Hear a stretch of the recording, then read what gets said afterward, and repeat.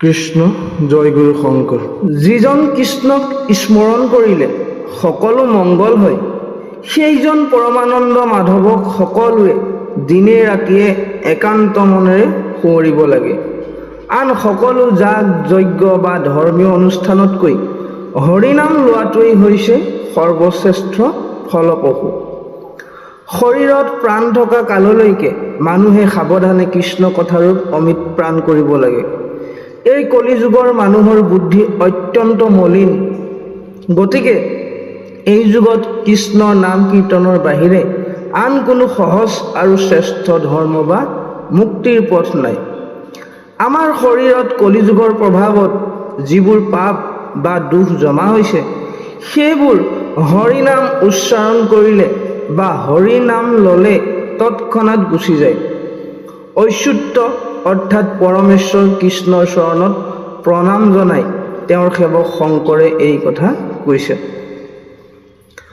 পৰীক্ষিত ৰজাই যেতিয়া কৃষ্ণ ভক্তিৰ বিষয়ে প্ৰশ্ন কৰিলে, শুক মুনি ঋষিয়ে নিজৰ হৃদয়ত ভগৱান শ্ৰীকৃষ্ণৰ চৰণ কমলক ধাৰণ কৰি অতি শ্ৰদ্ধাৰে আৰু সন্তুষ্টিৰে ৰজাক উত্তৰ দিবলৈ আৰম্ভ কৰিলে। শুক মুনিয়ে ৰজাক প্ৰশংসা কৰি ক'লে যে ৰজাৰ বুদ্ধি অতি উত্তম। তেওঁ যি প্ৰশ্ন সুধিছে সেয়া সংসাৰৰ সকলো কথাৰ ভিতৰত শ্ৰেষ্ঠ। এই জ্ঞান মুখ্য প্ৰাপ্তিৰ মূল সাধন আৰু ই সমগ্ৰ জগতৰ হিতকৰ। আনকি যিসকলে ইতিমধ্যে মুক্তি লাভ কৰিছে তেওঁলোকেও এই কৃষ্ণ কথাৰ প্ৰতিয়ে আগ্ৰহী। যিসকল লোকৰ কৃষ্ণৰ প্ৰতি ভক্তি বা জ্ঞান নাই, কেৱল মাত্ৰ ধৰ্মীয় আচাৰ বিচাৰ বা পঞ্চযজ্ঞ আদিক লৈ ব্যস্ত থাকে, তেওঁলোকৰ বাবে সংসাৰত শুনিবলগীয়া বহু কথা আছে। যিসকল কৃষ্ণৰ প্ৰতি বিমুখ, তেওঁৰ জীৱনটো সম্পূৰ্ণৰূপে নিৰৰ্থক। মানুহে দিনৰ ভাগত ধন সম্পত্তি আৰু পৰিয়াল পৰিজনৰ চিন্তাত পাৰ কৰে আৰু ৰাতি টোপনি বা স্ত্ৰীৰ সৈতে কথা পাতি সময় নষ্ট কৰে। এনেদৰে মিছা বিষয় বাসনাৰ আশাত বন্দী হৈ মানুহে নিজৰ জীৱন যে ক্ষয় হৈ আহিছে সেই কথা গমেই নাপায়। অৰ্থাৎ মৃত্যু যে সমীপতে আছে তাক তেওঁলোকে পাহৰি যায়। শুক মুনিয়ে পৰীক্ষিত ৰজাক ক'লে যে যাৰ মুখ্য বা মোক্ষ লাভ কৰাৰ একান্ত ইচ্ছা আছে, তেওঁ সততে কৃষ্ণৰ কথা মনোযোগেৰে শুনা উচিত। নিজৰ মনটো কৃষ্ণৰ গুণ আৰু নাম কীৰ্তনত লগোৱা উচিত আৰু সদায় তেওঁৰ চৰণ কমলক ধ্যান কৰা উচিত। কেৱল ভগৱান নাৰায়ণক সোঁৱৰাই হৈছে পৰম মংগল। ইয়াৰ দ্বাৰাই মানুহৰ জীৱনৰ জন্ম সাৰ্থক হয়। যিজন ভাগ্যৱান ব্যক্তিয়ে মৃত্যুৰ সময়ত হৰি নাম স্মৰণ কৰিব পাৰে, তেওঁৰ মহিমা কোনেও বুজি নাপায়। যি ব্যক্তিয়ে সমগ্ৰ জগতখনতে কেৱল ভগৱানৰ সত্তা বা ব্ৰহ্মময় ৰূপ দেখে, তেওঁ পাপ পুণ্যৰ ঊৰ্ধ্বলৈ যায়। অৰ্থাৎ তেওঁ সকলো কৰ্মই ভগৱানত অৰ্পিত হয়। তেওঁৰ মনটো সদায় হৰিৰ কথা শুনিবলৈ ব্যাকুল হৈ থাকে আৰু তেওঁৰ মুখত অহৰ্নিশে ৰাম কৃষ্ণ নাম বিৰাজ কৰে। পৰীক্ষিত ৰজাই পূৰ্বৰ কথা শুনি আচৰিত হৈ প্ৰশ্ন কৰাত শুক মুনি ঋষিয়ে তেওঁক সাৱধানে শুনিবলৈ অনুৰোধ কৰিলে। তেওঁ ক'লে যে এই মহাভাগৱত শাস্ত্ৰ স্বয়ং বৈকুণ্ঠৰ পৰা অহা। এই শাস্ত্ৰৰ আটাইতকৈ ডাঙৰ ধৰ্ম বা বৈশিষ্ট্য হ'ল নাম ধৰ্ম। ভগৱানৰ নাম শ্ৰৱণ কৰা মাত্ৰকে কৃষ্ণক সাক্ষাৎ লাভ কৰিব পাৰি। আন কঠিন কৰ্ম যেনে পূজা নমস্কাৰ বা জটিল ধ্যান ধাৰণা কৰাতকৈ ভগৱানৰ গুণানুকীৰ্তন বা নাম ধৰ্ম গ্ৰহণ কৰাটো অতি সহজ আৰু পৰম সুখদায়ক। এই নাম ধৰ্মত সকলোৰে অধিকাৰ আছে। স্ত্ৰী শিশু বৃদ্ধ সকলোৱে ইয়াক পালন কৰিব পাৰে। আনকি সমাজৰ নিম্ন বৰ্ণৰ লোক বা চাণ্ডালে ভগৱানৰ নাম স্মৰণ কৰা মাত্ৰকে তেওঁ তৎক্ষণাৎ উদ্ধাৰ হয়। শুক মুনিয়ে কয় যে তেওঁ এই জ্ঞান দ্বাপৰ যুগত নিজৰ পিতৃৰ পৰা লাভ কৰিছিল আৰু এতিয়া সেই জ্ঞান তেওঁ পৰীক্ষিতৰ দৰে এজন মহা বৈষ্ণৱৰ আগত প্ৰকাশ কৰিছে। শুক মুনিয়ে ৰজাক সাৱধান কৰি কয় যে কৃষ্ণৰ নামেই হৈছে জীৱনৰ পৰম কল্যাণকৰ পথ। ভক্তই যি উদ্দেশ্য বা অভিলাষ লৈ নাম লয়, ভগৱানে তাকেই পূৰণ কৰে। যিয়ে মুখ্য বিচাৰে তেওঁক বৈকুণ্ঠত স্থান দিয়ে। বেদৰ সাৰ হৰিনাম, সকলো ধৰণৰ জ্ঞান বা শাস্ত্ৰৰ চূড়ান্ত ফল হ'ল হৰিনাম। এই নামৰ তুলনাত অধিক মংগলজনক আন একো নাই। চাৰিও বেদৰ সাৰ কথাখিনি এই নামৰ মাজতেই নিহিত হৈ আছে বুলি নিশ্চিত হৈ পৰীক্ষিতক সকলো সংশয় পৰিত্যাগ কৰিবলৈ পৰামৰ্শ দিয়ে। কৃষ্ণ ভক্তিৰ দ্বাৰা অতি কম সময়ৰ ভিতৰতে সিদ্ধি লাভ কৰিব পাৰি। ইয়াৰ প্ৰমাণ হিচাপে খটাংগ ৰজাৰ কথা উল্লেখ কৰা হৈছে, যিয়ে জীৱনৰ শেষ সময়ত মাত্ৰ 2 দণ্ডৰ বাবে ভগৱানৰ চৰণত ভক্তি অৰ্পণ কৰি পৰম গতি বা মোক্ষ লাভ কৰিছিল। খটাংগ ৰজাই পূৰ্বতে দানৱক পৰাস্ত কৰি দেৱতাক স্বৰ্গত ৰক্ষা কৰা এজন শক্তিশালী পৰাক্ৰমী ৰজা আছিল। কিন্তু সকলো শক্তি আৰু ক্ষমতাৰ ঊৰ্ধ্বত তেওঁ ভক্তিকেই সাৰোগত কৰিছিল। দেৱতাসকলে খটাংগ ৰজাক বৰ ল'বলৈ কোৱাত ৰজাই তেওঁৰ জীৱন আৰু কিমান কাল অৱশিষ্ট আছে সেয়া জানিব বিচাৰিলে। দেৱতাসকলে উত্তৰ দিলে যে তেওঁৰ জীৱন মাত্ৰ 2 দণ্ড, প্ৰায় 48 মিনিট বাকী আছে। এই কথা শুনি ৰজাই লগে লগে পৃথিৱীলৈ উভতি আহিল। পৃথিৱীলৈ আহি খটাংগ ৰজাই সংসাৰৰ সকলো মায়া মোহ ত্যাগ কৰি একাগ্ৰ চিত্তে কৃষ্ণৰ অভয় চৰণত শৰণ ল'লে। মাত্ৰ সেই 2 দণ্ডৰ অৱশিষ্ট সময়ত তেওঁ ভক্তি কৰি পৰম গতি লাভ কৰিলে।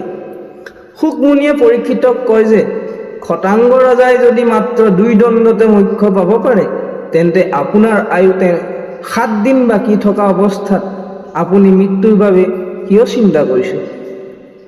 অৰ্থাৎ আপোনাৰ হাতত পৰ্যাপ্ত সময় আছে। এনেদৰে কৈ শুকমুনিয়ে ৰজাক ধাৰণা যোগৰ শিক্ষা দিলে, যিটো শিক্ষা স্বয়ং ভগৱান হৰিয়ে আদিপুৰুষ ব্ৰহ্মাক দিছিল।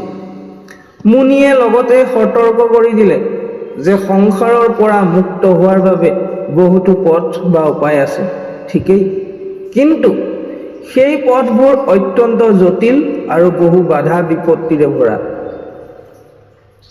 শ্ৰৱণ কীৰ্তনৰ জৰিয়তে কৃষ্ণক আৰাধনা কৰিলে কোনো বিঘিনি নোহোৱাকৈ মহামোক্ষ লাভ কৰিব পাৰি। কৃষ্ণৰ চৰণত প্ৰীতি স্থাপন কৰিবলৈ ইয়াৰ দৰে সুগম পথ ত্ৰিভুৱনত আন একো নাই। ব্ৰহ্মাই 3 বাৰ বেদ বিচাৰি এই সাৰ লাভ কৰিছিল যে শ্ৰৱণ কীৰ্তনেই হৈছে আটাইতকৈ সহজ ভক্তি, যাৰ দ্বাৰা অতি সহজে গোবিন্দৰ প্ৰতি প্ৰেম ভক্তি উপজে।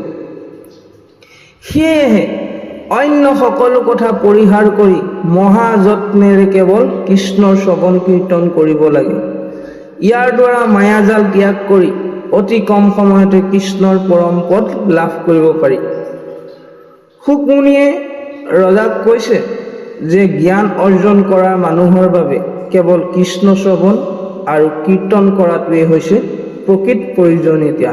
শুকমুনিয়ে কয় যে অইন দেৱ দেৱীক পূজা কৰি যি ফল পোৱা যায়, সেই সকলো সিদ্ধি কেৱল ভগৱান মাধৱক ভজনা কৰিলেই লাভ কৰিব পাৰি। যিসকল অজ্ঞানী তেওঁলোকেহে অইন দেৱতাক পূজা কৰে, যিটো পুত্ৰ বা ভাৰ্যাৰ সুখৰ বাবে কৰা তুচ্ছ বা সাময়িক প্ৰাপ্তিৰ দৰে। ভকতসকলে সদায় ভক্তসকলৰ সংগত আনন্দ মনেৰে ভগৱানৰ শ্ৰৱণ কীৰ্তনত মগ্ন হৈ থাকে। মানুহৰ প্ৰকৃত পুৰুষাৰ্থ বা জীৱনৰ সাৰ্থকতা ইয়াতেই নিহিত। হৰিক অৱহেলা কৰি বা হৰিবিমুখ হৈ কৰা সকলো ধৰণৰ কৰ্মই অসাৰ বা ব্যৰ্থ। ভগৱানৰ কথা শুনিলে জ্ঞানৰ উদয় হয় আৰু মন শুদ্ধ হয়। যেতিয়া মানুহে ইহলোক বা পৰলোকৰ কোনো তুচ্ছ সুখৰ প্ৰতি আকৰ্ষিত নহয়, ভগৱানৰ প্ৰতি থকা সপ্ৰেম ভক্তি বা প্ৰেমময়ী ভক্তি মুখ্যতকৈও অধিক সুখদায়ক। এনে পবিত্ৰ হৰিকথাৰ প্ৰতি কোনে আকৰ্ষিত নহৈ থাকিব পাৰে? এইবোৰ শুনি শুকমুনিৰ ওচৰত শৌনক ঋষিয়ে পুনৰ বিনয় কৰি সুধিলে যে শুকমুনি আৰু পৰীক্ষিত ৰজাৰ মাজত আৰু কি কি কথা আলোচনা হৈছিল। তেওঁলোক দুয়োৰে এই সংবাদ শুনিবলৈ মই অতি উৎসুক, গতিকে সেই বিষয়ে বিৱৰি কওক। যি মানুহে এক মুহূৰ্তৰ বাবেও কৃষ্ণৰ কথা নুশুনে, সূৰ্যই তেওঁৰ আয়ু কেৱল ক্ষয়হে কৰে। কৃষ্ণৰ কথা সংসাৰৰ একমাত্ৰ সাৰ বস্তু, সেয়েহে এই কথা শুনিলেহে জীৱন সাৰ্থক হ'ব। ভক্তিহীন দেহৰ অংগসমূহৰ তুলনা যি কাণে কৃষ্ণৰ নাম নুশুনে সি কুকুৰৰ দৰে অসুচি আৰু পামৰ। যি জিভাই হৰিৰ গুণ গান নকৰে, অইন প্ৰলাপ মাথো কয়, সি ভেকুলীৰ জিভাৰ সমান। যি শিৰে কৃষ্ণক নমস্কাৰ নকৰে, সেই মূৰটো কিৰীটি বা অলংকাৰ থাকিলেও কেৱল বোজাস্বৰূপ। যি হাতে কৃষ্ণৰ কাম নকৰে, কংকণ পিন্ধি থাকিলেও সেই হাতবোৰ মৃতদেহৰ হাতৰ দৰে নিৰ্জীৱ। যি চকুৱে কৃষ্ণৰ মূৰ্তি নেদেখে, সেই চকু মৰা চৰাইৰ চকু বা পুতলাৰ চকুৰ দৰে নিষ্ক্ৰিয়। যি চৰণে কৃষ্ণৰ স্থানলৈ নাযায়, সেই ভৰি গছৰ ডালৰ দৰে স্থিৰ আৰু নিৰৰ্থক। ভকতৰ পদধূলি নলতাসকল জীয়াই থাকিলেও মৃতকৰ সমান। যি নাকত তুলসীৰ সুবাস নলয়, তাৰ নিশ্বাস লোৱা কাৰ্যটো লোহা গৰম কৰা ধপধপনিৰ দৰে আশাৰ। যাৰ অন্তৰ হৰি নামত পুলকিত নহয়, তাৰ হৃদয় শিলৰ দৰে কঠিন। ইয়াত সুত পৌৰাণিকে শৌনকাদি ঋষিসকলক সম্বোধন কৰি কয় যে ভাগৱত পুৰাণ হৈছে পুৰাণসমূহৰ ভিতৰত সূৰ্যস্বৰূপ, যিয়েই অজ্ঞানতাৰ অন্ধকাৰ নাশ কৰে। মানুহৰ জন্ম লৈ ইয়াক কেৱল সাংসাৰিক কামত ব্যয় কৰি ব্যৰ্থা নকৰিবলৈ সকীয়নি দিয়া হৈছে। এই শাস্ত্ৰৰ পৰমাৰ্থ তত্ত্ব অতি গভীৰ। কেৱল টীকা ভাষ্য পঢ়ি বা পণ্ডিত্য দেখুৱাই ইয়াৰ তত্ত্ব বুজিব নোৱাৰি। যিজন ব্যক্তিৰ মন কৃষ্ণৰ শৰণ লৈ নিৰ্মল হৈছে, কেৱল তেওঁহে ইয়াৰ প্ৰকৃত তত্ত্ব বুজিবলৈ সক্ষম হয়। কলিযুগত মুখ্য লাভৰ বাবে কৃষ্ণ নাম কীৰ্তন কৰাটোৱেই হৈছে একমাত্ৰ সহজ আৰু নিশ্চিত উপায়। বিশ্বামিত্ৰ, পৰাশৰ আদি ঋষিসকলৰ কাহিনীৰ উদাহৰণ দি কোৱা হৈছে যে সংসাৰৰ বিষয় বাসনা যেনে সুস্বাদু আহাৰ বা কামিনীৰ প্ৰতি আসক্তি ত্যাগ কৰাটো অতি কঠিন। ইন্দ্ৰিয়ক জয় কৰিবলৈ হ'লে কেৱল নিজৰ প্ৰচেষ্টা যথেষ্ট নহয়। ইয়াৰ বাবে সদায় সন্তৰ সংগতি বা সাধুসকলৰ সান্নিধ্য অতি প্ৰয়োজনীয়। মানুহে সকলো অসাৰ কাম ত্যাগ কৰি কেৱল কৃষ্ণৰ শ্ৰৱণ কীৰ্তনত মনোনিৱেশ কৰা উচিত। ইন্দ্ৰিয় দমনৰ বাবে কৃষ্ণৰ নামৰ বাহিৰে আন কোনো পথ নাই। শংকৰদেৱে প্ৰতিজন ভক্তক সাৱধান কৰিছে যে জীৱনৰ সাৰ্থকতা বিচাৰি সকলোৱে যেন উচ্চস্বৰে ৰাম ৰাম ধ্বনি দিয়ে। কৃষ্ণ কৃষ্ণ। নমস্কাৰ, মই দীপক শইকীয়া। আপোনালোকে চাই আছিল আছামিজ কালচাৰ 1।